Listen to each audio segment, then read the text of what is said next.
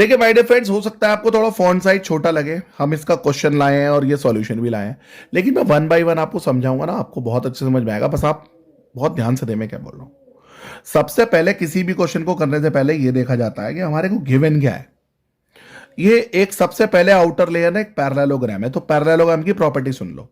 Opposite sides parallel होती हैं, यानी कि इसके पैरेलल है और ये जो है ये लाइन इसके पैरेलल है, और ऑपोजिट एंगल इक्वल होते हैं। तो अभी यहां पर हमारे को जो गिवन है एंगल है 60 गिवन है, और हमें दिया है द बाइसेक्टर ऑफ एंगल है, यानी ये एंगल का बाइसेक्टर है। तो ये एंगल 30 नहीं हो गया? बताइए माय डियर फ्रेंड, 30 नहीं हो जाएगा अगर एपी एक बाइसेक्टर है तो? ऐसे ही बीपी बाइसेक्टर है। फिलहाल यहां बात करते हैं। अब मुझे बताइए, अगर ये 30 है तो ये 30 क्यों होगा? बताओ, कौन बताएगा? कमेंट सेक्शन में जल्दी से बता सकते हो। लेकिन हाँ चलो बता दिया, क्योंकि अल्टरनेट इंटीरियर है भाई। ये लाइन इसके पैरेलल है, पैरेललोग्राम है, ये ट्रांसवर्सल हो गई तो ये 30 है 30। अब मुझे बताओ, अगर ये 30 है ये 30 है तो इनकी ऑपोजिट साइड क्या होंगी? एक ट्राइंगल में अगर दो एंगल इक्वल हो जाते हैं तो उनकी ऑपोजिट साइड क्या होती है? इक्वल होती है।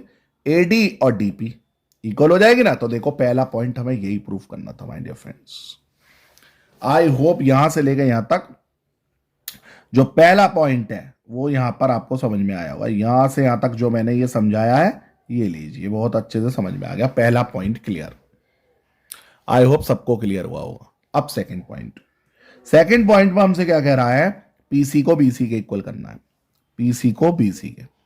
प्यारे बच्चों एक बात बताओ, अगर ये पूरा एंगल 60 है तो ये पूरा एंगल क्या हुआ भाई? जो पैरेललोग्राम के एडजेसेंट एंगल होते हैं ना, उनका सम 180 होता है। अगर ये 60 है तो ये 120 हुआ ना पूरा। ये 60 है तो ये 120 हुआ, क्योंकि दोनों का सम ए और बी का 180 होना चाहिए। तो ये 120 है तो ये 60 नहीं हो गए? बताओ, अगर ये 120 है पूरा और अगर ये 60 है तो बिल्कुल ये ऑल्टरनेट इंटीरियर से ये 60 हो गया। जैसे यहां करा था ना 30 थे ये, तो ये 30 तो ये 30 हो गया था। ऐसे ये 60 है तो ये 60। अब इस वाले ट्राइंगल में आ जाओ, ये 60 हो गए तो ऑपोजिट साइड इक्वल हो गई, यानी पीसी और बीसी इक्वल हो गए। ये हमारा सेकंड पॉइंट क्लियर हो गया बच्चों।